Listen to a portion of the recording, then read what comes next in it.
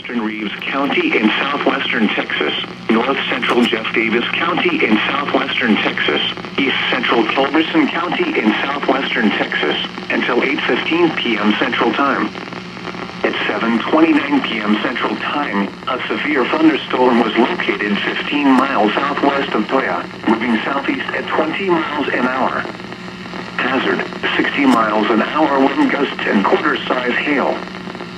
Source, radar indicated. Impact, hail damage to vehicles is expected.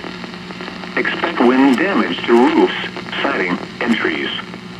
Locations impacted include Val Maria and Zaragoza. This includes the following highways: Interstate 10 between mile markers 179 and 210. Interstate 20 between mile marker 0 and 18.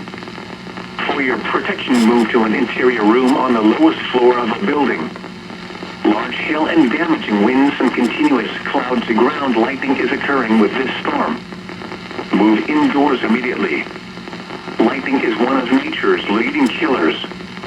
Remember, if you can hear thunder, you are close enough to be struck by lightning.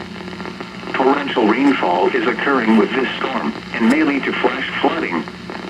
Do not drive your vehicle through flooded roadways.